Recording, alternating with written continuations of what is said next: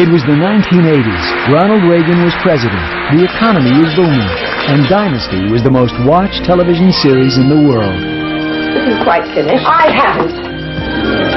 The show was seen by 100 million people a week globally. It really became known for the kind of superficial excess that the 80s represented. The primetime serial enticed viewers with a decadent portrayal of the rich and famous Carrington family.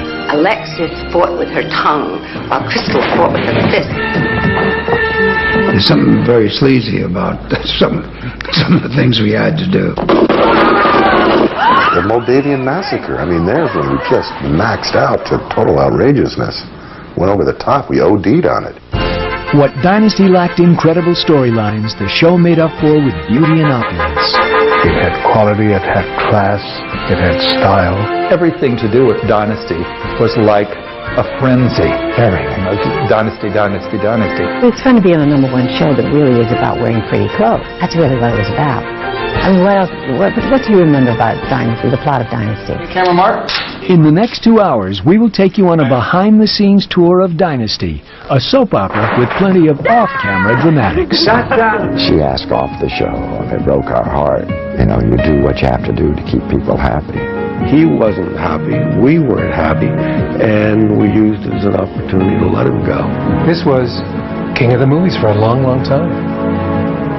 That changed the minute we laid eyes on him. For 9 seasons, Dynasty persevered through the good and bad times. But by the end of the decade, high style alone was not enough to keep the series in fashion. The 80s were over, and that era was over and became anachronistic. I mean, you've got to do something different. This is the story of a superfluous soap opera that influenced the 80s like no other show on TV. This is the story of Dynasty, the true Hollywood story.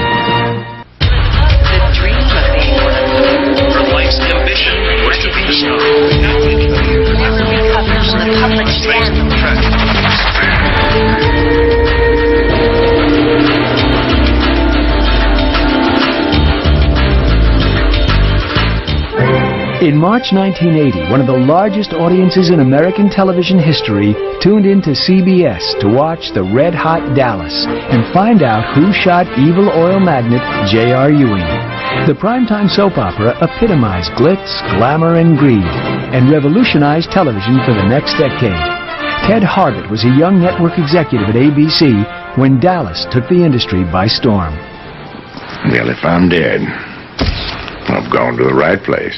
Genres go through cycles where they're dead for a while, then they're alive, and when Dallas came back and was the #1 show in the country, all of us at ABC thought that it would be great to get into that business if we could find the right one, knowing that if you don't, they can fail and fail big time. Desperate to find their own Dallas, executives at third place ABC turned to their most prolific producer, Aaron Spelling. 57-year-old Spelling, along with his partner Douglas S. Kramer, already had several hit shows on ABC, including The Love Boat, Fantasy Island, and Heart to Heart. Aaron and I set out to try to do a serial to be competitive with Dallas. Someone at ABC actually suggested we do a show called Fort Worth, which we said, no, I don't think that's a good idea. Kramer and Spelling passed on Fort Worth, but they didn't have to look far for a better idea. Only a couple of miles from their Los Angeles office, former ABC programming executive Esther Shapiro and her husband, writer Richard Shapiro, had just put the finishing touches on a pilot script titled Foil. This was a total fantasy of all the things that I would love to have lived. It was like when you read Town and Country magazine, horse farms, oil companies, airplanes, football teams. And we felt that if you had that kind of trapping, you could do the problems of a family and the problems of business against that backdrop, and it would go down with the audience. Like Dallas, Foil followed the triumphs and tragedies of a rich and influential family. The Parkhurst clan resided in the oil boom town of Denver, where patriarch Blake Parkhurst was president of his own company. In the spring of 1980, the Shapiros presented their script to Spelling. I knew he was the strongest producer, the best producer in television, and at ABC he had more shows on than anybody, and he was exclusive there. But more than that, I liked him creatively. This was Esther's baby. She brought it. She gave birth to it. She nurtured it. I think that I was probably the baby's uncle. Spelling loved oil and immediately presented the script to the programming heads at ABC. The first thing I remember is seeing a script called Oil that came in during the drama development season, and those of us that had a voice in what pilots were made all read it and decided it was a good, sexy pilot full of intrigue and family conflict. Executives ordered 13 episodes of Oil. Their only request was that the Shapiros come up with a more alluring last name for their main characters. Parkhurst was switched to Carrington. There's something about Carrington struck us. It was the name of a gun. It was sort of English. It sort of epitomized what we wanted. Casting for the pilot immediately got underway. For the lead role of Blake Carrington, producers wanted an actor who was both strikingly handsome and sophisticated. Aaron Spelling suggested close friend John Forsythe. At the time, 62-year-old Forsythe was the voice of Charlie on another Spelling TV show, Charlie's Angels. Network executives liked Forsythe, but they wanted a younger actor with movie star appeal. So the producers signed 51-year-old George Peppard. During the 1970s, Peppard worked mainly in television, but in the 60s he appeared in a string of hit films, including The Carpetbaggers, How the West Was Won, and as Audrey Hepburn's love interest in Breakfast at Tiffany's. Audrey Hepburn and George Peppard, searching for love in the big town. With a big-name actor now on board, producers looked for lesser-known and less expensive actors to fill the remaining roles. To play opposite Peppard, 37-year-old Linda Evans was chosen for the part of Blake's former secretary and dazzling young new bride, Crystal. Evans first appeared on television in 1965 in a supporting role on the ABC Western The Big Valley. In 1968, Evans married actor and director John Derek. The couple made one movie together, titled Childish Things. They divorced in 1974, when Derek fell in love with 16-year-old aspiring actress Mary Kathleen Collins, who later changed her name to Bo Derek. Before joining the pilot of Oil, Linda's once budding acting career was at a near standstill, limited primarily to guest roles on TV and low-budget films. But to Shapiro, Evans was pure gold. She has a look.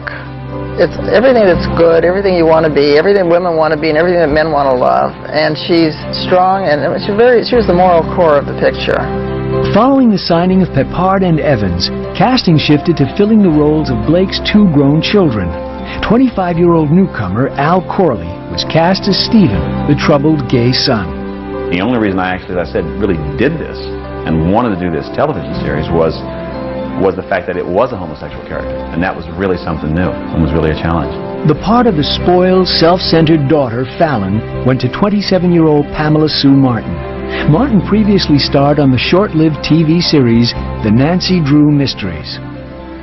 I remember my manager at the time, Arthur Gregory, a wonderful friend, saying, well, this is very ironic because this is the kind of part that's going to be very powerful for you, and yet you're going to be playing the kind of people you don't really like very much. 56-year-old character actor Lloyd Bachner joined the cast as Cecil Colby, the head of a rival Denver oil company. The part of his ambitious nephew, Jeff Colby, went to 24-year-old John James. James originally read for the role of Stephen Carrington. They said, we have good news and bad news, and I said, well, the good news is you're going to play Jeff Colby. And I went through, and then I went through it again, and I said, where the hell is Jeff Colby? And then I found about 4 lines in the pilot.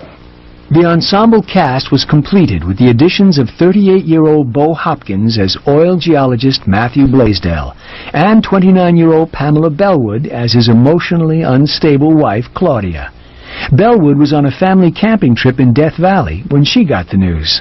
I went back inside to the restaurant and said to my husband and my son, I've been offered a television job, and it's going to be running part, and if I take it, we could probably not have to rent a trailer anymore. We could probably own one.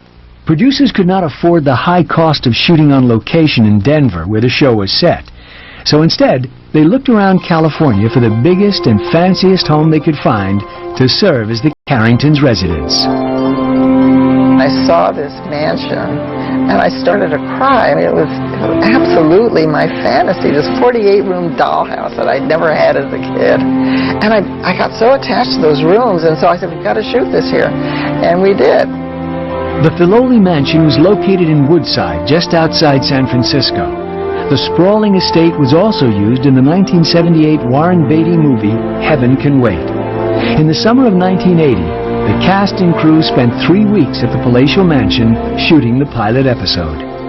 From the start, George Peppard clashed with producers. Jay Bernstein was Peppard's manager. George Peppard was increasingly discouraged with what they were telling him to do.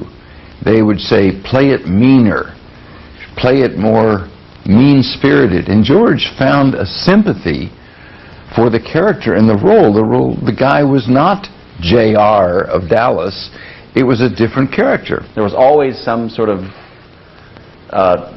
covert activities with George on the phone. I didn't know if it was the network or the producers. He was sweating all the time. As good an actor as he was, he didn't seem right for a father. He, at one point, kind of pushed the director aside and wanted to do things his way. And my husband and I went to Aaron, and we went to ABC, and we said, there aren't enough days in our lives for this, and we're going to walk away from this. And, you can do the show, but we're not going to work with this person. The decision was basically, if George Peppard was going to be this difficult during the pilot, imagine what it's going to be like when the series is #1 in the ratings. So they fired George Peppard. With Peppard out, Aaron Spelling once again recommended John Forsythe for the part. And this time, network executives didn't object. Getting John was the beginning of everything. I can't imagine anybody playing Carrington except John Forsythe. He just seemed to me to be the quintessential television father. He always was. Forsythe certainly had plenty of experience playing a TV father. For 5 years, beginning in 1957, he starred in the popular sitcom Bachelor Father. From 1969 to 1971, Forsythe played a college professor who moved to Italy with his 3 daughters in the comedy To Rome with Love. The stylish gray-haired actor agreed to play Blake Carrington, but there was a stipulation. Like Peppard, Forsythe did not want the character to be a bad guy, as it was written in the pilot. Complicated man is good if he has aspects of decency and cruelty about him. Complexity is good, but to make him just a villainous guy, not something that interested me. Producers wanted Forsythe and were in a time crunch, so they agreed to the demand and softened the character. In the fall of 1980, the cast of Oil returned to the Filoli Mansion with their new star to reshoot the pilot. But before Oil was ready to air, one other important change took place.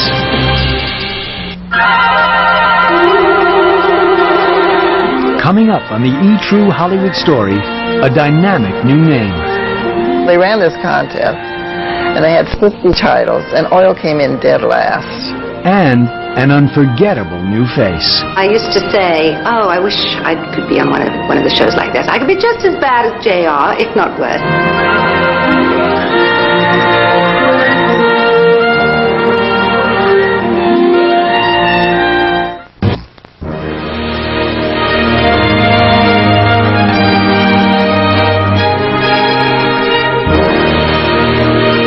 ABC executives backed an Aaron Spelling pilot called Oil to compete with top-rated Dallas on CBS. Network programmers liked the show's storyline about the rich yet troubled Carrington family, and they especially liked the on-air chemistry between lead stars John Forsythe and Linda Evans. What they didn't like about Oil was the title. I remember really fun arguments about the title Oil, and that people were worried that it would just sound like a male appeal only show about oil rigs and guys with dirty hands, and not anything about what the show was really about, which was rich people in the oil business, but rich people in family intrigue. Oil was, I always thought, was a terrible title. and oil is not very interesting, and it wouldn't compel me to watch television. And the network had wanted to change from the very beginning. They ran this contest, and they had 50 titles, and oil came in dead last. So that kind of said something to us. And Dynasty was not the top title. I thought it sounded like, you know, the Ming Dynasty or something. It was about 5th, but finally it worked. Dynasty was a swank title that network brass felt would appeal to the female viewers they coveted. To supply the show with an equally classy musical score, noted composer Bill Conti was hired to write the theme. Conti was well known for composing the music from the Oscar-winning film Rocky. When it's a brand new show, the very first thing that's going to be said about it is its little main title, no matter how everyone thinks you're waiting for the first word. Well, subliminally, the music comes on first, and no one's talking. That's a heavy message to carry.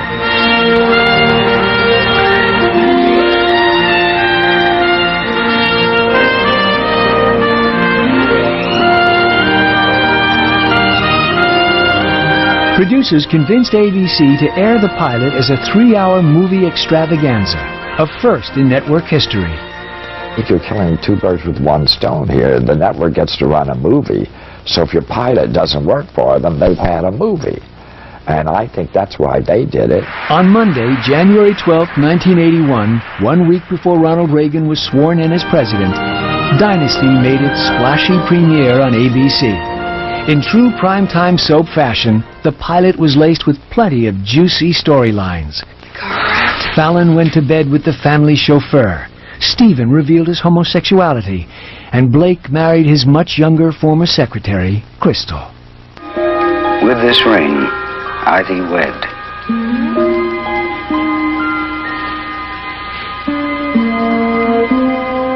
I like to think of the show, I've said before, is like a glass of champagne between friends and lovers at 10 o'clock.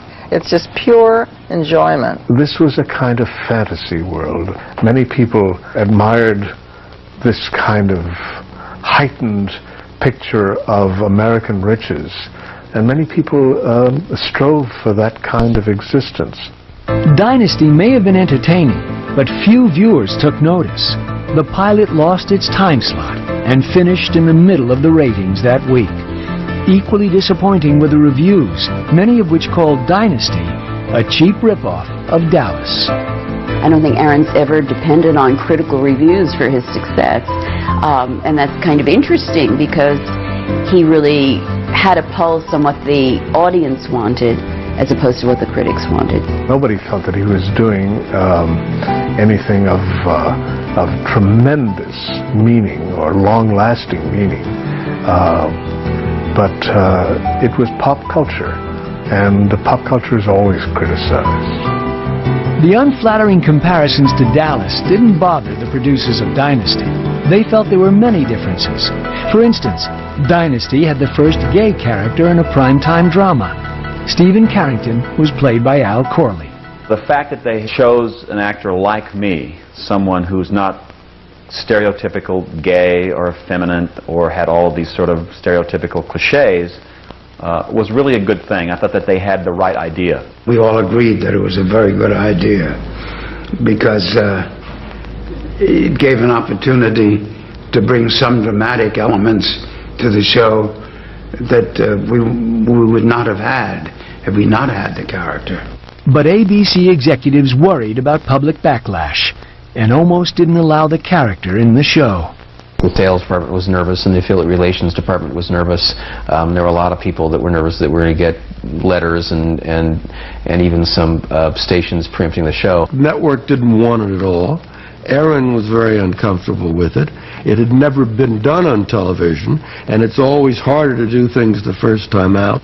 The network eventually gave in, and Stephen Carrington quickly became the most talked about and controversial new character on television. The attention was inspiring for Corley, who is heterosexual.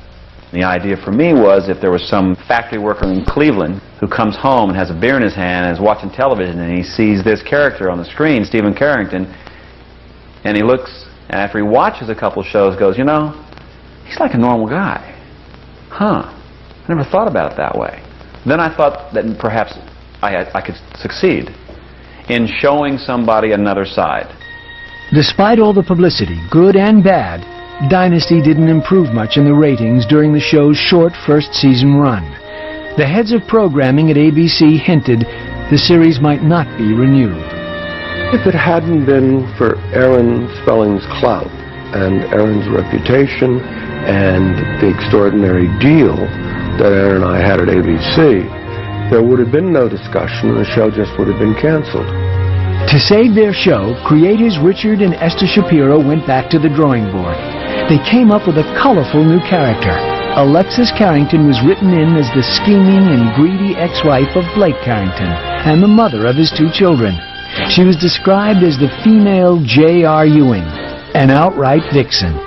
Executive producers agreed the character was precisely what they needed to save Dynasty.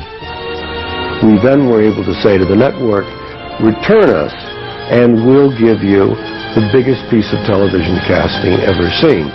And we intimated it was going to be Sophia Loren or Elizabeth Taylor. And God forbid something happened that we couldn't deliver either one of them, it would be no less than a Raquel Welch. The sales pitch worked like a charm, and Dynasty was renewed for a second season.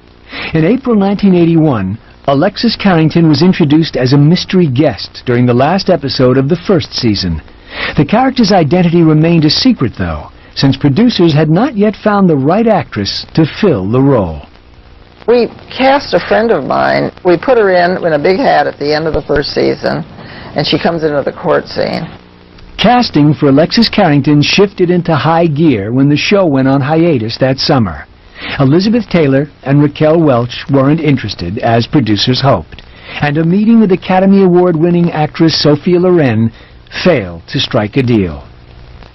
With the second season of Dynasty fast approaching, Aaron Spelling took a tip from his wife. Candy Spelling was impressed with a guest star she saw on an episode of Fantasy Island. The guest was British-born actress Joan Collins. I'd been watching Dallas religiously. It was the thing that I was very interested in. I was doing a play at the time in Chichester, and I used to say, oh, I wish I could be on one of the shows like this. I could be just as bad as JR, if not worse. 48-year-old Collins was raised in London and attended the prestigious Royal Academy of Dramatic Art. In the mid-1950s, she moved to Hollywood to become a movie star and was immediately put under contract with 20th Century Fox. Collins appeared in several dozen films, including the 1961 hit The Road to Hong Kong with Bob Hope and Bing Crosby. But by the 1970s, Collins' career was on the wane. She was relegated to occasional guest spots on TV and to low-budget movies, such as The Bitch and The Stud, which were based on tawdry romance novels written by her sister, Jackie Collins. If I was going to do something to resurrect this career, it's got to be something that's commercial. I've been doing pin-up pictures and showing off my, it's a package. This is a package. I can think of it objectively. I can think of Joan Collins as a package of goods to be sold. Joan Collins was eager to become a visible Hollywood actress again. When Dynasty producers approached her, she welcomed the opportunity to play the outspoken Alexis Carrington. I really don't like to play wimps. I have to say, if I'd been offered the role of Crystal, I would have said, nah. I mean, she's just so sweet and so goody-goody and so holier than thou. I wouldn't have found that much of a challenge. It's much more interesting to play strong characters. The villain is always the best part. Collins impressed the producers of Dynasty, but network executives felt a British actress past her prime was the wrong choice. We had all summer to fight for Joan, and we were relentless, because I felt that was very important casting. And they finally said okay, and they didn't know how it was going to work, but then they got into that more. She's too old. I mean, you're going to do this.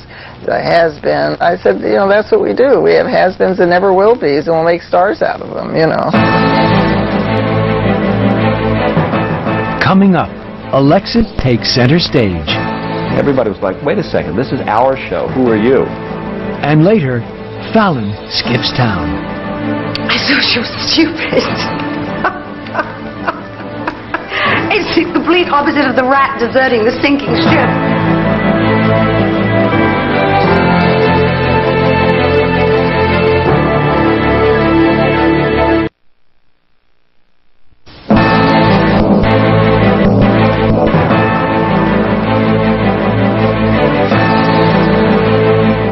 short first-season run in the spring of 1981, Dynasty failed to challenge Dallas as television's most popular primetime serial. With the show's future hanging in the balance, Dynasty producers pinned their hopes on an aging Hollywood starlet named Joan Collins. In September 1981, 48-year-old Collins, wearing a big hat and black veil, made her much-anticipated debut as the villainous Alexis Carrington. Oh my God, that's my mother. My husband had worked very hard to get where he was, to build his empire, grab his prize, cling to his... It couldn't be done, but I did it. It was very, very frightening because I felt I was being judged. Okay, here's this actress from England now. Show us what you can do. Joan, her career wasn't, particularly, in the stratosphere at that point. And I remember when she came into makeup, and she was very quiet and very humble, and she came, "Hello, I'm Joan Collins," and it was very, and I thought, how sweet. Everybody was like, wait a second, this is our show. Who are you? I could see that with John and Linda, lesser degree with the guys, the younger guys. But even Pamela, it was like, oh, she gets the lines now. And Linda was like, oh, I'm not the only woman at this age who's... And John was like, oh, well, she gets to be the bad person. The truth is that we didn't really believe that we had this thing done as a hit until Joan Collins walked down that courtroom aisle. Joan just came in and just flew. It was just like tailor-made for her. It was like spot on. I don't know where the show might have gone had Joan not been brought in, but I thought it brought a dynamism to the show. Show writers quickly established Alexis as the character viewers loved to hate. No one was safe from her wrath, especially the virtuous Crystal. Their catfights became legendary. First time that Linda and Joan wrestled, ratings went through the roof. Then it became live Atlanta wrestling on Wednesday night. It was always a fight or a wrestling match. Well, if you've quite finished. I haven't. That was the thing that was so interesting between Alexis and Crystal, was the fact that Alexis fought with her tongue, while Crystal fought with her fists. Because whenever it came to do the fist fights, I would say, no, Sandy, double, get her here. What the writers did, what they were clever enough to see, was a way of finding elements of what Joan is and translating it into the character. That Alexis became Joan, and in a strange way, Joan became Alexis. It was almost as though you were working with Dr. Jekyll and Mrs. Hyde sometimes, but that was the magic of the character. Can't say that character is Joan Collins, but there are aspects of Joan that work very well here. Pleasant as she could be, you knew that if you gave her a real bitchy line, she was going to give it double what you had there. She gave conflict to the show, which is always necessary. And Joan was a good actress, and bright and capable and glamorous. The instant popularity of Collins and her character created some tension between Joan and co-stars Linda Evans and John Forsythe. John was a solid, soulful guy who had a great deal of experience, and Linda was a very sweet woman and not terribly ambitious as a person, really. Wanted to, enjoy her life. And Joan was a very ambitious woman, and that was your sort of triangle. And they're not alike. So there's a little touch and go for a while. Everybody had a huge ego at that time. But I think that's what the producers encouraged, even though they didn't like it, but it also gave them a lot of publicity. Joan Collins was not the only new cast member to gain attention. 20-year-old Heather Locklear, a former model, also joined Dynasty the second season. Locklear played Sammy Jo Dean, Crystal's street-smart, gold-digging niece. I remember all of my scenes were in the first day. I had like 7 scenes and a lot of dialogue, and I thought, I can't believe I have to memorize this and do this all in one day with Joan Collins and John Forsythe, Linda, all those people, and I was pretty terrified, but I made it through. Locklear and Collins proved to be valuable additions. By the middle of the second season, Dynasty routinely won its time slot and finished in the top 20. A vast improvement from the first year. The whole approach to the show became campish.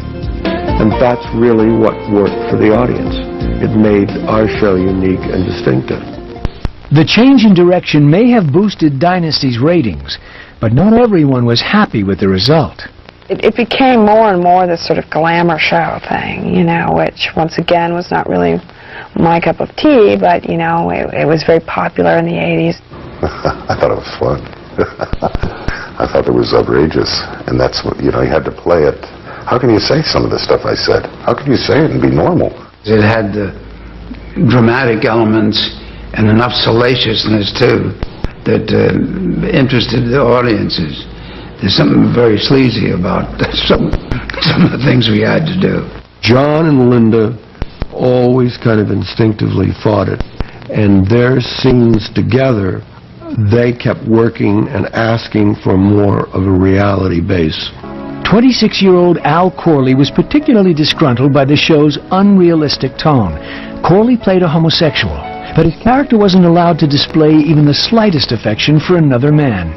We couldn't touch. You know, there was like a ruler on the table when our hands were together, and a ruler that had like so many inches that your fingers can be from each other. We couldn't actually touch. We couldn't actually show it, and we couldn't actually become physical.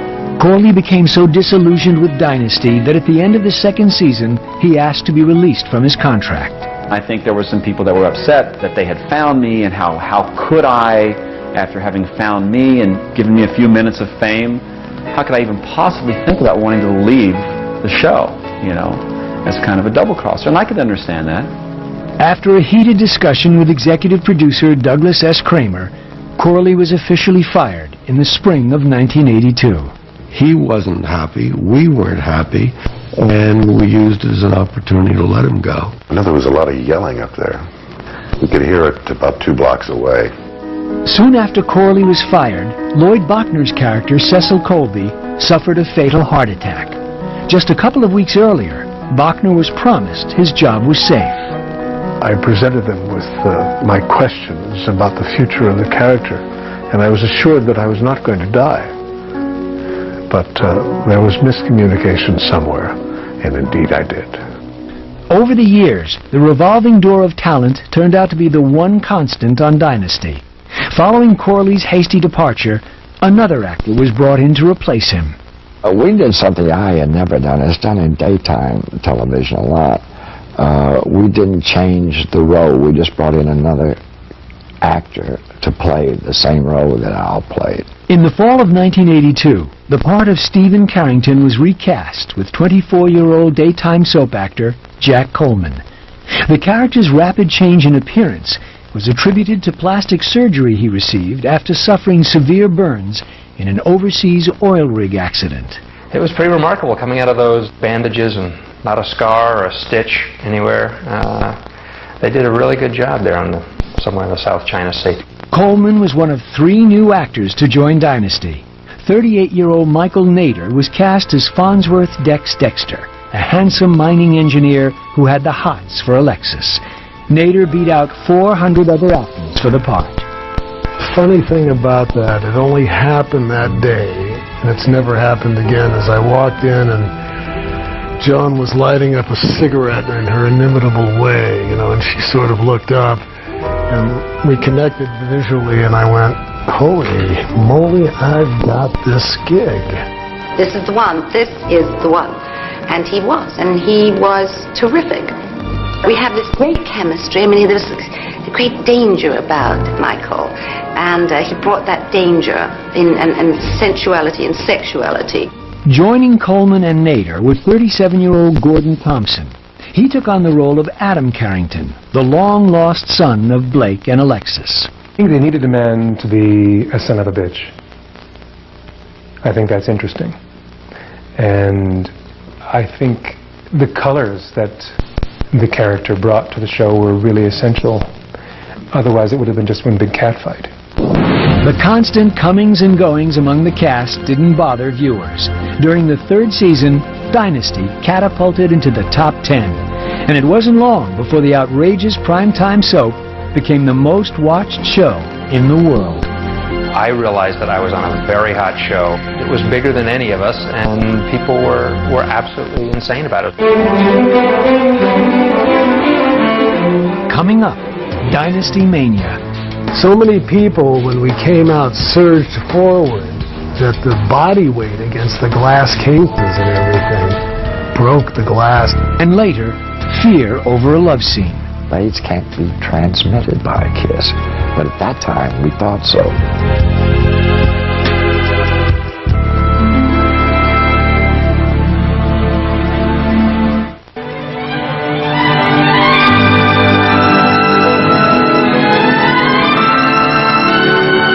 Dynasty was regarded as a prime-time soap opera, and the campy melodrama proved just as crazy off-camera as on.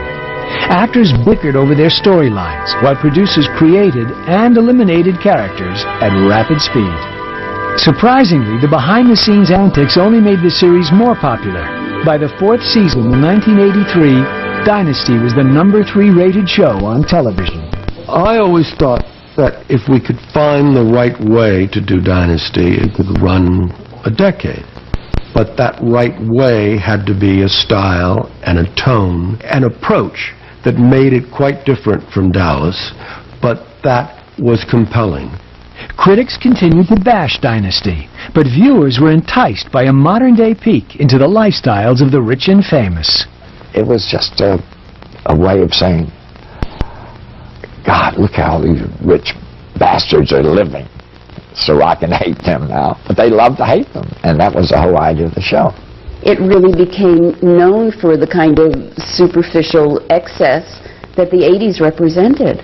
And Dynasty was the harbinger of that and really led the way for that. So it wasn't about doing Shakespeare in the Park. It was about vanity. It was so squishily rich. I mean, it was like a huge, big Sunday for the audience. And that rubbed off onto us simply because we were part of it. We were part of what made the audience tune in and made them interested. In 1983, Dynasty's budget was $1 million an episode, among the biggest on television. No expense was spared as far as the look of the show was concerned. Sets were decorated with handcrafted furniture and antiques. The actors often wore real jewels that required armed guards to be present during filming. The props were extraordinary. The food was always astonishing. When there was a banquet, when there was caviar, it was caviar. It wasn't, sort of salmon roe. The audience can tell the difference between fresh flowers and real, and they can see that it's served china and not something from the canteen, and they can see that the sheets of silk can have got the monogram of the character on them. I'm not saying all the audience, but a lot of the audiences are very discriminating, and I think that was part of the appeal. No detail, no matter how small, escaped the producers' watchful eyes. We had an incident where Blake gave Crystal a Corniche convertible. I had just gotten my first and last. And Aaron and I were sitting in the dailies and watched him give her the keys to the car.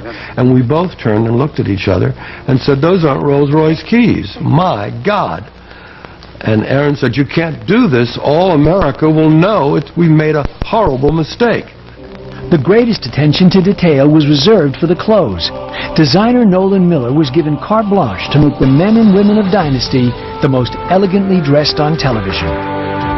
The comment was, "This is going to make you happy," because they never wanted to see the same clothes twice. And the whole concept of this was not clothes, not whatever. It was what everybody visualized a lifestyle would be like if you were really, really rich. The men were frequently clad in designer tuxedos, and the women wore lavish gowns costing thousands of dollars each. Miller once spent $18,000 for a chiffon dress covered in rhinestones for Linda Evans. With Miller's help, Evans popularized shoulder pads, while Joan Collins brought hats back in vogue. Nobody wore hats. After Dynasty was on the air a while, Saks Fifth Avenue and Neiman Marcus, they increased their hat department by 200 or 300 times larger than it was to begin with. I realized once in the Chicago airport the influence. There was a mother and her children a little boy and a girl about 12 or 13 years old. And she was in a little white suit, flats, and she had a black and white picture hat on with a veil. And the little girl was going along, and you knew that she thought she was Alexis. And it was just, I said, oh, this is frightening. Louise Farr, a former fashion editor at Women's Wear Daily and W, was astounded by the influence Miller wielded in the 1980s. However successful and revered Giorgio Armani was and still is, I mean, he's a genius. He probably was not getting 5,000 letters a month from American women asking him for sketches of his clothes, but Nolan Miller was. We would use a perfume, and then men would call and write in and say, what was a perfume? I want to give that to my wife. Or could you send me the sketch of the dress that Linda wore at her wedding? And we would send the sketches and back and forth, and it never occurred to us to do merchandising. That changed in December 1983, when the Carringtons' Christmas clothing line went on sale at the famous Marshall Field's department store in Chicago. The clothes were displayed on mannequins that resembled each cast member. At one point, the merchandising became very, very important, and because everything to do with Dynasty was like a frenzy. Everything was Dynasty, Dynasty, Dynasty. And at one point, I had my name on 8 collections. In 1984, Bloomingdale's department store in New York City launched one of Nolan Miller's exclusive lines. For the opening day event, Dynasty cast members were flown to New York on a private jet. So many people, when we came out, surged forward that the body weight against the glass cases and everything broke the glass. People started freaking. It fell through glass doorways. So there was some stuff, people got hurt. All the escalators had to stop. You couldn't get on or off. The store was full of bodies. This close together. But like that. I felt like I was one of the Beatles in Hard Day's Night, and they ushered us out into the crate elevator where they bring the stock, and we were all, running. They got us out of there very quickly, and it was like in a military operation. No one benefited more from the hoopla surrounding the series than Linda Evans and Joan Collins, Dynasty's leading ladies, whose careers had all but been forgotten a few years earlier, suddenly were the toast of Hollywood. One of the reasons that the show was so successful was that people could identify with both of these characters. The warring sides of ourselves, the bad me and the good me. Linda Evans was probably, the exterior, and Joan Collins was the raving bitch inside who could, that we can never let out to scratch somebody's eyes out. 41-year-old Evans had always been regarded as a beautiful woman, but the success of Dynasty made her an international icon. In 1983, she co-authored Linda Evans' Beauty and Exercise book, which became an instant bestseller. Americans consistently voted Evans among the women they most admired, and her character's name, Crystal, became a favorite for newborn girls in the 1980s. Linda's among the most remarkable girls in the business. She's beautiful, she's talented, and she's kind and a joy to be with. She was the most beloved of all the people on the show, and for good reason. Although Joan Collins portrayed the complete opposite of Evans' character, viewers loved her equally. A steady dose of Crystal, as beautiful as Linda Evans was, I think would have become a little dull after a while. Joan Collins was the catalyst. She enraged people. They loved her, they hated her, and she just created an enormous amount of interest in the show. Two of Collins' biggest fans were President Ronald Reagan and First Lady Nancy Reagan. In 1983, they invited her to the White House. I'm very honored to be here because first of all, I adore Washington. I think it's a marvelous city, absolutely beautiful. And I've been to the White House before as a tourist, and I was very pleased to be asked here in a slightly more grand capacity. Shortly after her trip to Washington, D.C., Collins was honored with a Golden Globe Award. The last time that I won an award was for the most promising actress in 1957. So it's taken me a bit of time, but I'm really happy to have it. Thank you. At the age of 50, Collins was at the pinnacle of her career. She had a director's chair like this, but it was double built. So it was like the seat was twice as wide. so she could sprawl out in it, and it had one of those fold-up tables.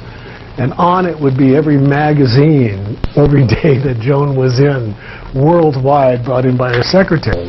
So, you know, Joan would have a martini and looking at her stuff, you know, and Michael, look at this, and oh, look at me here. What she did was to make women attractive as they are and vital again at a certain age. And she was, I think, very instrumental in doing that.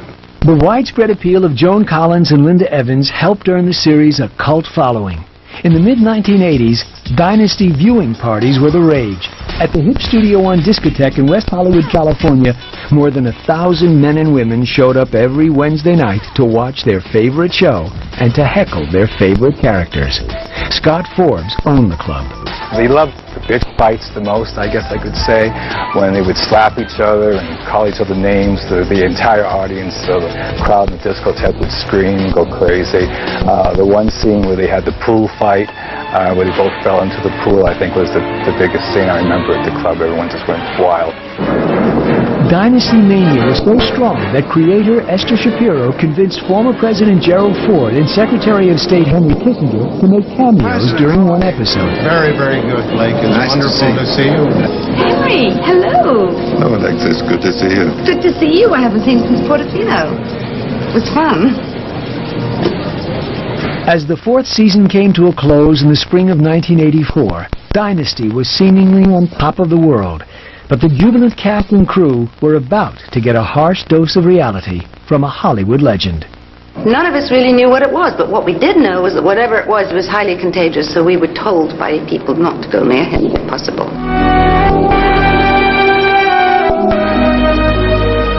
Coming up, an idol's final role.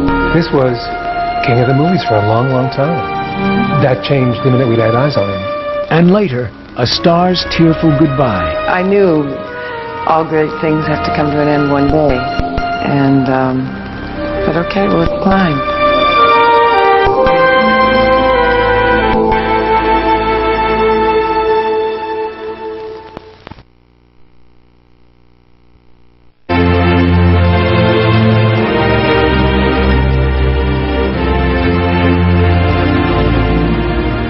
By 1984, Dynasty was more than a hit American television show. It was a worldwide phenomenon. More than 100 million people globally watched the series every week. Cast members couldn't go anywhere without being recognized. I was coming back from Kenya, and I was stopping over on Pan Am in Lagos, Nigeria. We had to go down the stairways. There was no jetways. And as we came back to the plane from stretching our legs, there must have been 500 to 1,000 people up on this balcony at the airport at 3 in the morning screaming Jeff Colby in Lagos. I was in the hospital with a collapsed lung. I remember 4 o'clock in the morning, 2 nurses who were getting off duty came up and, woke me up. I was in a, Demerol haze. They came up and, woke me up for an autograph, and, they didn't think anything of it, and I was too sort of dazed to tell them where to go. For Joan Collins, the tremendous fame she earned playing Alexis Carrington had plenty of drawbacks. One morning before work, Collins stepped out of the shower, only to be startled by 2 strange teenagers sitting in her bedroom. I said, "What are you doing here?" And they said, "The guard let us in." "How did it come the guard let you in?" I said, "Get out of here, get out of here." I got this sort of huge strength pushing them. "Oh, we said we was your nephew and niece." Well, they didn't look at all like me. The actors weren't the only ones affected by the show's success. Creator Esther Shapiro learned to outfox reporters who constantly snooped around her office looking for secrets about future episodes. The tabloids would go down the alley and see if I threw anything into the garbage to see if, so we have to shred everything because they'd want to see if they could find anything. I mean, it was really spy time. The hysteria surrounding Dynasty was especially troubling to Pamela Sue Martin, who played Fallon. Fame was a factor for me because for me, that was this defining, the salient point that was showing me that I didn't have my life. It was somebody else's life. And it disturbed me. While most of her co-stars learned to cope with the excesses of stardom, 31-year-old Martin took an unexpected course of action. She asked off the show. It broke our heart, but you do what you have to do to keep people happy. I thought she was stupid. It's the complete opposite of the rat deserting the sinking ship. It's like, hey, this show's becoming huge. What the hell? What are you going to do? You think you're going to be a movie star? No, I thought she made a big mistake. A big mistake. As it turned out, I think she did. I didn't know how to center myself. I didn't know how to feel peaceful inside. And moving at that kind of pace makes it very difficult to learn. And I really needed some space. To fill the void left by Martin's unexpected departure, producers scrambled to add talent to the show. They quickly signed several big-name actors, including 49-year-old Diane Carroll. The multi-talented Carroll had won a Tony and a Golden Globe, and was also an Academy Award nominee. I saw this incredible group of people walking around, looking as though they belonged in a 1947 movie, and they looked divine. I knew almost all of them. It was Joan and John Forsythe and Linda, and I thought, you know what they need? You know what that show needs? That show needs a black bitch. They have the white bitch, now they need the black bitch. I saw her departing and said, when are you going to put me on your damn show? That was good enough for me. In 1984, Carroll made her Dynasty debut as Dominique Devereaux, the half-sister of Blake Carrington. That same year, she was joined by 47-year-old Billy D. Williams and 46-year-old Ally McGraw. Williams was cast as record executive Brady Lloyd, and McGraw as celebrity photographer Lady Ashley Mitchell. The only rookie in the batch of newcomers was 23-year-old Catherine Oxenberg. Oxenberg had never seen an episode of Dynasty when she agreed to play Amanda Carrington, the youngest daughter of Blake and Alexis. I was being handed like this amazing opportunity, and probably if I'd known what Dynasty was, I would have been really nervous. But because I didn't, it was just another job. None of the new characters created the immense interest that was generated when legendary actor Rock Hudson signed on as a regular guest star. Creator Esther Shapiro had long been a fan of the former matinee screen idol. In the summer of 1984, she flew to Paris to meet with Hudson and offer him a role. To Shapiro's surprise, the 58-year-old actor said yes. Hudson was cast as Daniel Reese, a suave and stately horse breeder. He was such a perfect fit for Dynasty. He was so much that kind of character. And there aren't very many actors that could really woo a Linda Evans away from John Forsythe, who is also, magnetic and charming. And that's why I wanted him. During the 5th season in October 1984, Hudson reported to the Dynasty set. The cast and crew was startled by his physical appearance. This was king of the movies for a long, long time. That changed the minute we laid eyes on him. Clearly something was deeply wrong. I had not seen Rock for a while. I knew him socially, but hadn't seen him for some months. And when he came on the set, he didn't look like himself. Shortly after Hudson began working on Dynasty, he had trouble getting through a day of filming. Hudson's memory loss forced him to use cue cards, and he often had difficulty speaking clearly. Regrettably, he wasn't feeling very well, and he'd lost a lot of his energy and spent a large part of the time not being on the set, but being in his dressing room resting.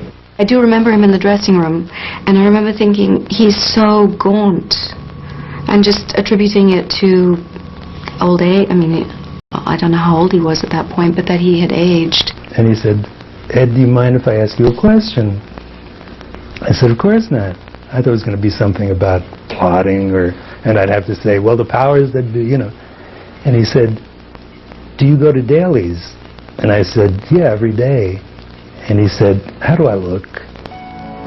Unbeknownst to the cast and crew, Hudson was in the late stages of AIDS. In an episode shot in December 1984, Hudson kissed Linda Evans. He kept his medical condition a secret, even though at the time, experts weren't sure how AIDS was transmitted. For all of the charm, we were probably collectively disappointed if he did have that information and he didn't share it with us. By the spring of 1985, Hudson's failing health caught up with him. He departed the series after completing just 7 of the 10 episodes he signed on for. Goodbye, Christy. Hudson's early exit was well reported in the press, But no one, including his co-stars, knew the real reason for his departure. Still, the story only seemed to fuel greater interest in the show. During the 5th season in 1984 and 85, Dynasty finally reached the top. It was a huge victory when Dynasty took over as the #1 show on television and beating Dallas. Dynasty #1 show. I'd always pick up the telephone that way, as a joke. In May 1985, the final episode of the 5th season became the most watched in Dynasty's history. An estimated 60 million Americans tuned in as Amanda Carrington married Prince Michael. The elaborate ceremony was held in the groom's home country of Moldavia. As the two exchanged marriage vows, terrorists sprayed bullets inside the church.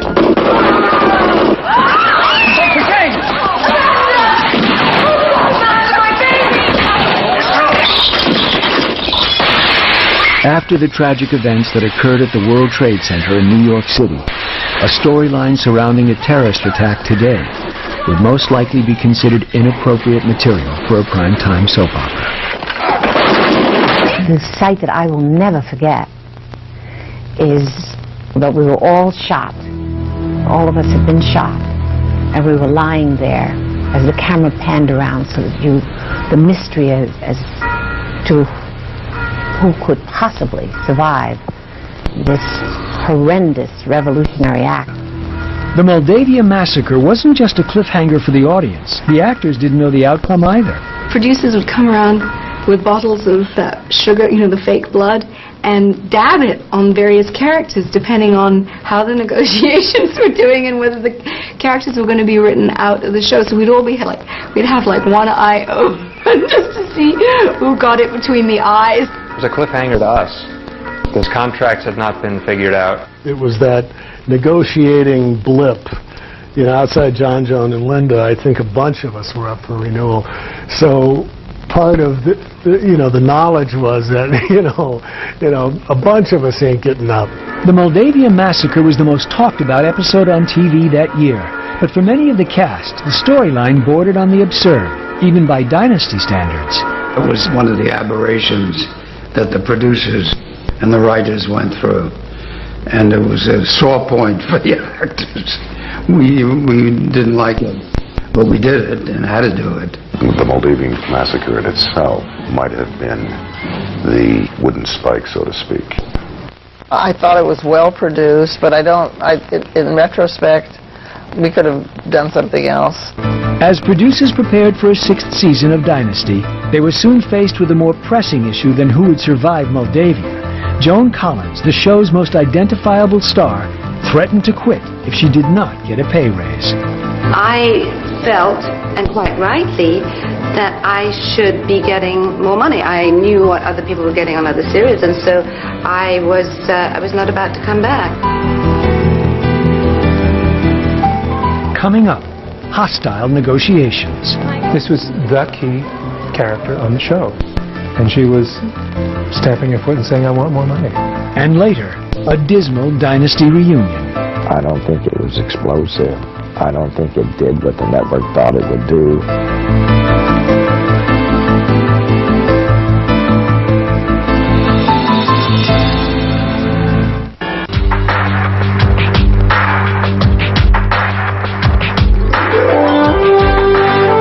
In the summer of 1985, Dynasty was riding high atop the Nielsen ratings. Joan Collins, who made Alexis Carrington a household name, figured the timing was right to ask for a hefty pay raise. Collins wanted to be the highest paid woman on television. I was constantly fighting over my salary because at a time when I was on the cover of practically every magazine and couldn't go out of my front door, and I was making $20,000 an episode. Producers balked at the salary demand. As negotiations dragged on, Collins refused to report to work when production of the 6th season began in July 1985. She was written out of the first episode. This was the key character on the show, and she was stamping her foot and saying, "I want more money." You've signed a contract. You've signed a contract. So don't be so silly. Joan, I guess, was feeling the pinch at that time.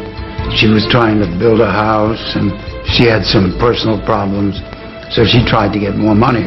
That's understandable. The rest of the cast was relieved to find out that only 2 secondary characters were casualties of the infamous Moldavia massacre. The victims included Lady Ashley Mitchell, played by Ally McGraw, and Luke Fuller, Stephen Carrington's boyfriend, played by 24-year-old Billy Campbell. I had a T-shirt once that said, "I survived Amanda's wedding," and had bullet holes all over it. Joy over surviving the massacre was quickly replaced by panic. In late July, news broke in Paris that Rock Hudson was dying from AIDS. The report exploded across the globe in minutes, alarming the Dynasty cast, especially Linda Evans, who kissed Hudson during a scene the previous December. AIDS can't be transmitted by a kiss, but at that time we thought so. And dear Linda, I remember going down the set and getting her, said, "Why don't you come to the office, let's talk," and said, "Is there anything I can do?" No, I said, "But you've heard all the rumors, you must be going crazy." And she said to me in the simplest, nicest voice, you think she was playing the character, "Whatever's going to be is going to be."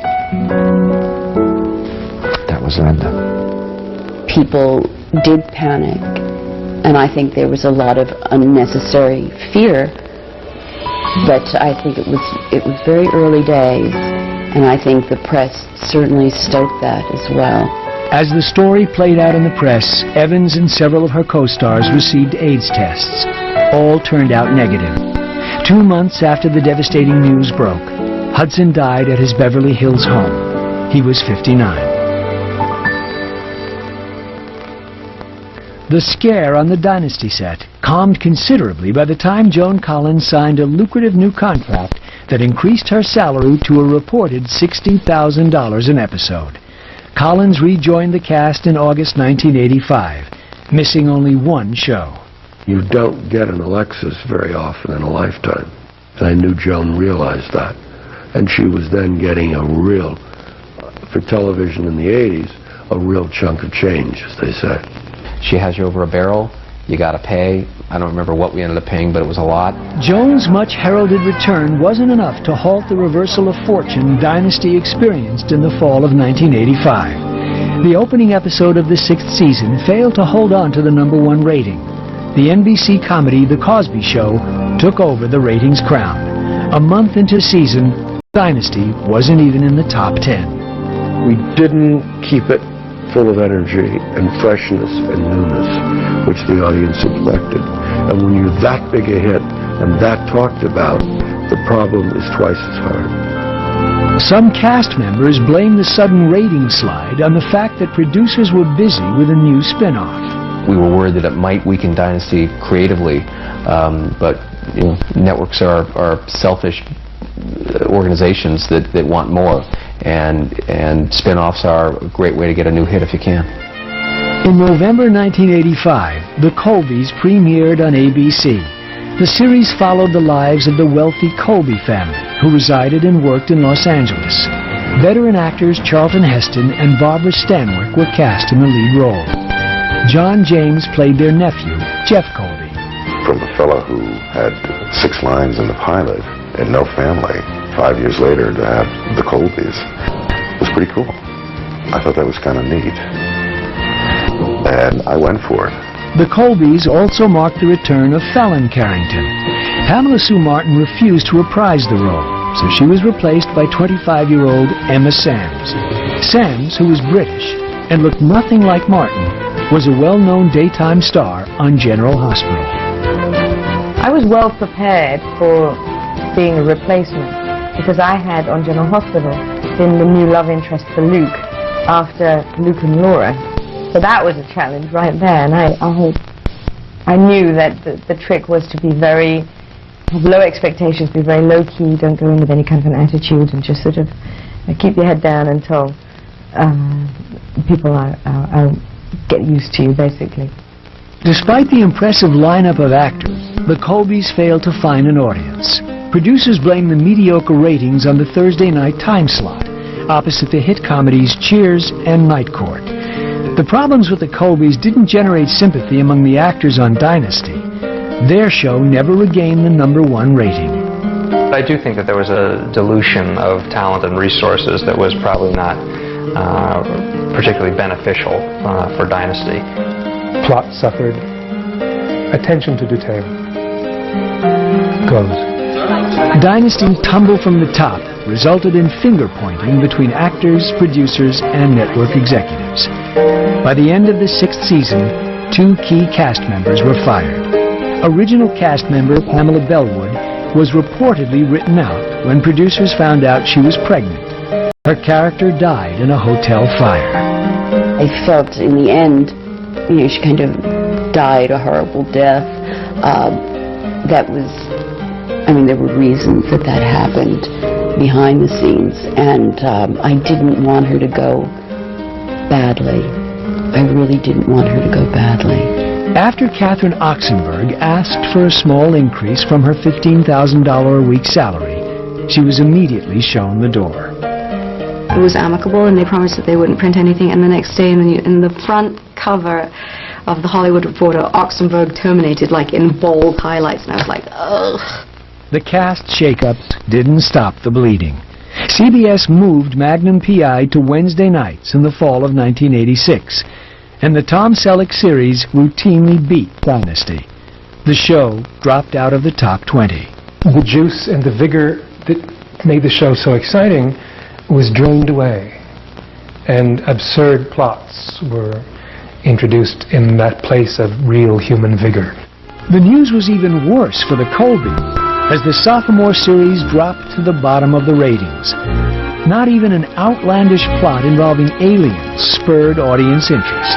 When they came and said the cliffhanger this season is Alan gets taken away in a UFO, we thought it was a joke. When that UFO story happened, it was, okay, we're probably reaching here and we're going to be in some trouble.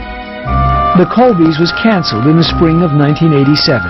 John James and Emma Sands were invited to join Dynasty, which was renewed for an 8th season.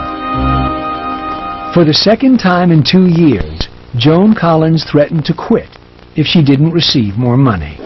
Producers were desperate to keep the series afloat. The 2 sides quickly worked out a deal that kept Collins the highest paid actress on TV. An actor is not like an ordinary person who works day in, day out. An actor has that time when they are able to make their money. And I frankly did not make that much money on Dynasty. Not at all. Collins' battles over her new contract proved to be far easier than the one she faced in the summer of 1987. That July, she appeared in a Los Angeles courtroom to end her marriage to her 4th husband, 39-year-old Swedish pop singer Peter Holm. 54-year-old Collins married Holm in 1985, and she filed for divorce a year later. Holm wanted $1 million more than the prenuptial agreement he signed. The case attracted worldwide media attention. At one point, Holm even picketed in front of Collins' house. I think I've been treated very shoddily, especially when I've been dedicating myself for 3.5 years to Joan and being a major backbone in her financial life and supportive in every aspect. Famed attorney Marvin Mitchelson represented Collins. She also hired 4 bodyguards to protect her from the throng of people who gathered inside and outside the courthouse. Collins briefly appeared on the witness stand. Yes, he protested the idea of a prenuptial because he said if we got married, it would definitely be forever. The case played out like an episode of Dynasty. When the theatrics ended a month later, Collins was granted a divorce, and Holm was awarded a settlement of $180,000 and a sports car. Now more than ever, Collins needed to work, but the end of Dynasty and her cash flow came sooner than she hoped. Coming up, the bitter end to Dynasty's reign. They tried to get rid of it, and they did everything they could to try and kill it. The Variety had this huge headline, Spelling's Dynasty Dead.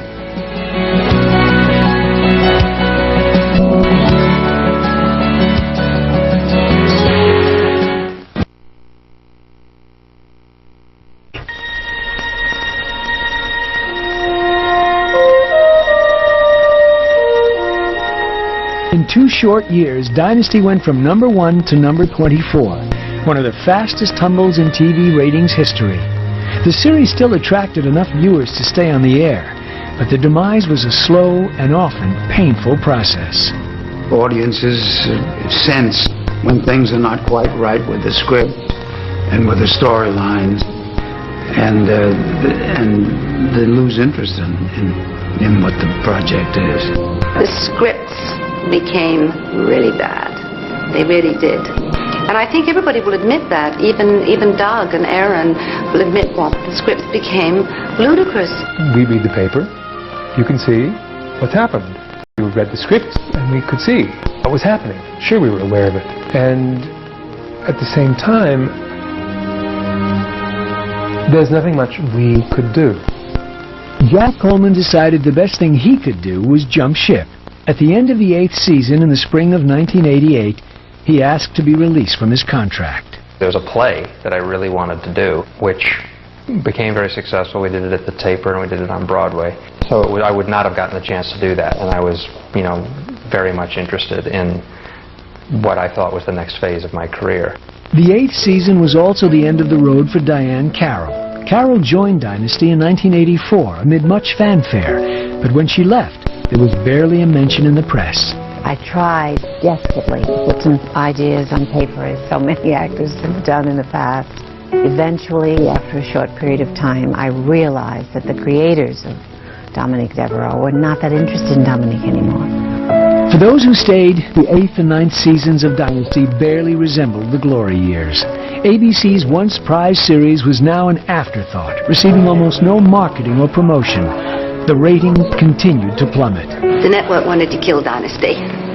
The new powers that be at ABC hated the show. They wanted to get more into a more reality-based situation. They thought that people didn't like all that glamour and glitz and backstabbing among the rich and famous, and so they tried to get rid of it. There was a whole new team at the network. They went to people that had started the show, hadn't seen it through its greatest years, and it was so what, and let's move on. And that too often happens at networks. The situation got so bad that by the 9th season, network executives demanded an unusual concession from Joan Collins. My salary had come up to, a very nice, hefty amount.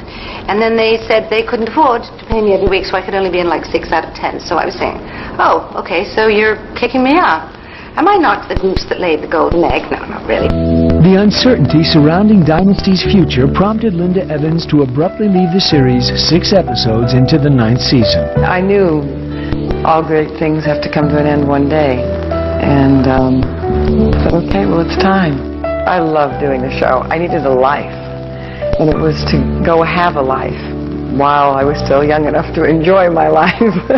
Linda's loss was enormous, and when Linda was gone, somehow the spirit went out of John. John and Linda were very close, and it's as though there was the John and Linda camp and the Joan camp with people around both. And when it just came down to John and Joan, part of the original bubble was gone, and it never got back up there. For her to leave that way was a shock, and but understandable again. I mean, you said what you wanted, that's what you got. Without Evans, Dynasty slipped to 70th in the ratings. Since the series was also among the most expensive on TV to produce, the end seemed imminent. In early 1989, producers asked ABC executives if they could put together a 2-hour series finale. For the ratings we were getting, it was just going to be, frankly, pouring really good money into something that we didn't think we were going to get a huge number at the end. The 1-hour scaled-back finale failed to tie together years of storylines and left viewers hanging. Blake was lying in a pool of blood after being shot by a crooked cop, and Alexis and Dex plummeted off the balcony.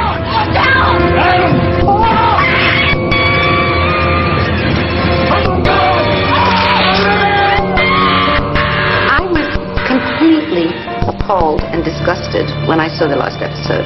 I couldn't believe the cynicism of the producers, the network, I'm sure it wasn't the producers, to leave audiences who've been fanatically, religiously watching and adoring this program. Just leave them like that. It's disgraceful.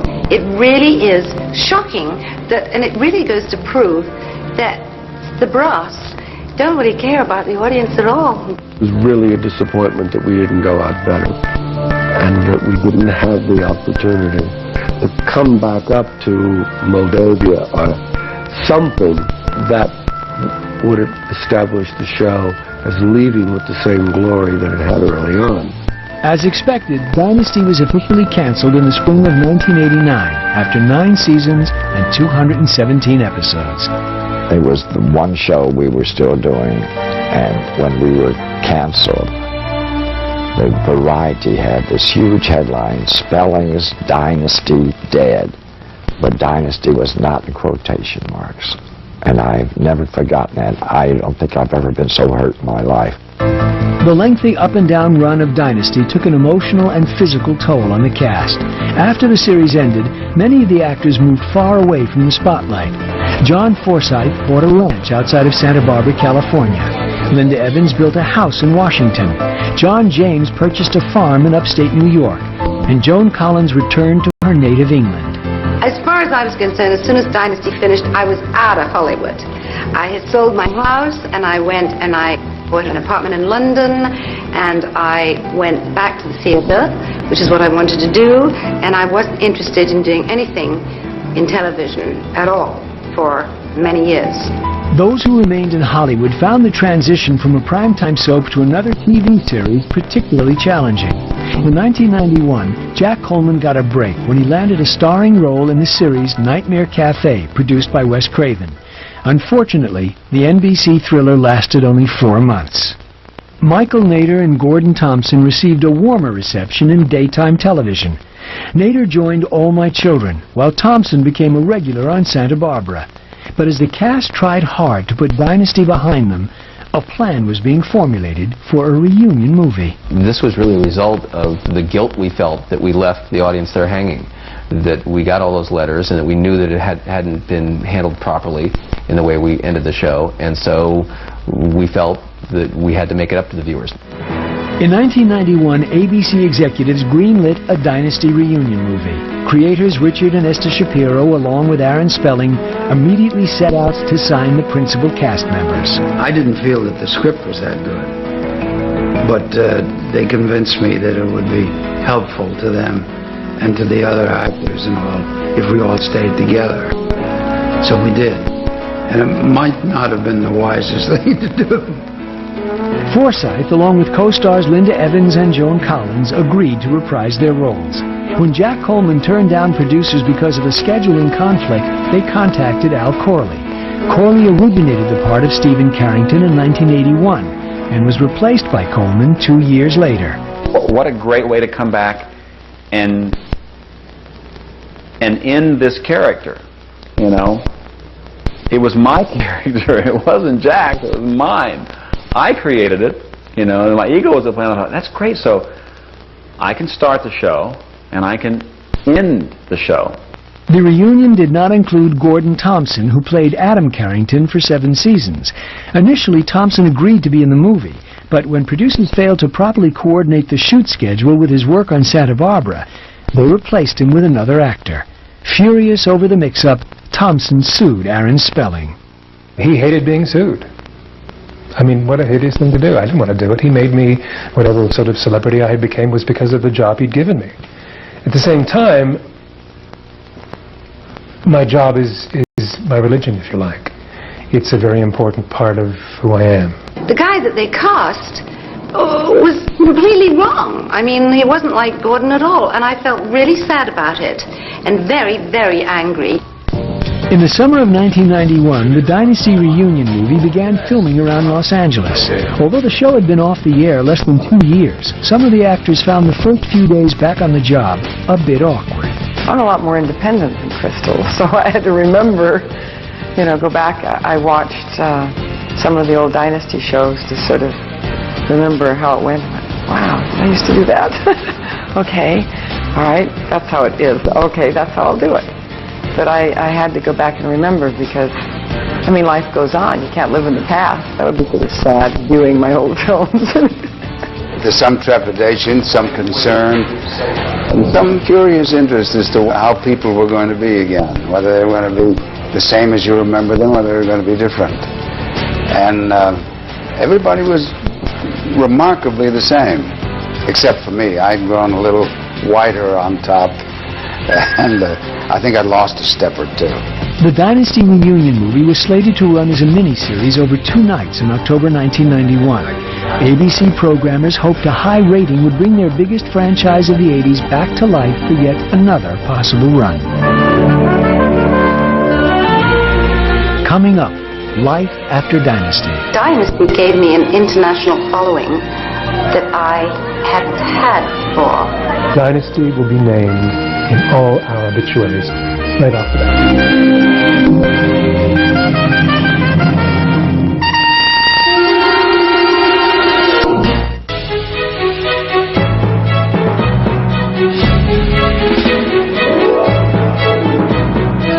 In October 1991, ABC aired the Dynasty reunion movie as a 2-part, 4-hour miniseries. John Forsythe, Linda Evans, and Joan Collins all returned. Their characters miraculously resuscitated after apparent near death in the series finale 2 years earlier. We are talking about nothing less than a criminal conspiracy to buy up America. The reunion movie generated a lot of buzz in the press, but it failed to capture the ratings magic the series enjoyed in the mid-1980s. ABC executives shelved plans for a new series or any future movies. I don't think it was explosive. I don't think it did what the network thought it would do. I'm not so sure that you're supposed to finish a soap, whether daytime or nighttime, by finishing everything. Dynasty was officially over, but the series was anything but forgotten, especially among Hollywood casting agents. It's very hard to be seen in certain kinds of roles, almost impossible to be seen for film roles when you're that closely identified with a primetime soap. So there are definite drawbacks. My name is Joan. What's yours? Dynasty gave me an international following that I hadn't had before, which was a very positive thing, but it also gave me a very negative thing, which is that many casting directors and producers and directors think that that's all I can do. And I guess it's because they think that, that's me. In 1996, 63-year-old Collins revealed the many highs and lows of her career in her autobiography, Second Act. What's her name? Joan. Hi. In 1994, 52-year-old Linda Evans ventured behind the camera for the first time. She produced a special for her then-boyfriend, Yanni. Yanni, Live at the Acropolis, was a huge success on television and video. Evans and Yanni broke up in 1998 after a 9-year relationship. During the mid-90s, Evans lent her name to a string of fitness centers located around the country. I want you to know I've not beat up anybody since Dynasty. Following his lengthy run as Blake Carrington, John Forsythe moved to a sprawling ranch outside Santa Barbara. In 2000, the 82-year-old actor came out of semi-retirement to reprise his role as Charlie in the hit film Charlie's Angels. Well, I still sound alike. Unfortunately, I don't look alike. Dynasty has been off the air for more than a decade, but the series that once aired in 80 countries and in 30 different languages is forever embedded in pop culture. Dynasty really pulled us out of that jam. It was a thing that we could point to and say, see, we're not total idiots, we can do something right. It's really easy to look back with fond memories of something that I did that I'm really proud of, and it opened up a lot of doors and did a lot of things for me, early on. I'm a mother, and so it's kind of like having a very gifted, demanding child, who required a lot of attention, but also gave you a great deal of pleasure. But it was my past, and I'm grateful for it. When I look back, I can only say to you, my memory of it is the same as yours. It was great fun. It was beautiful. It was certainly not to be taken seriously. And that's what I love about it. I think about how I've changed and how suddenly how it had changed me, and how I'll never be the same again because of that. It was a very important period in my life, and I guess certainly in Linda's and some of the other actors' lives. And to be number one for as long as we were, and as successful as we were, was a wonderful experience on television. I think in the obituaries of all of us, he will probably be the lead remark. You know, former Dynasty star, former Dynasty hunk, former Dynasty siren. Dynasty will be named in all our obituaries right off the bat, which is pretty good. I think few actors get to have the kind of really juicy, glamorous American eclat and success that we had with the show. It was wonderful for all of us, I think. I hope. It was for me. If you knew Joan's life off screen, it was no different than on screen. Joan gets what she wants. Alexis gets what she wants. Joan was extremely well cast. She inhabited the part, and you know, there was a slight confusion of reality. She just came in and she played the character. And she basically, I think, just said, look, you know, adapt to me or fire me. Joan's insane. You know, she's an insane English woman, you know, and thank God for that. I'm still Alexis to the general public. But I'm also Joan Collins. I mean, they also know me as Joan Collins, so I guess that's good. No, I don't have any regrets, not at all. I wouldn't have missed it for the world. It was great.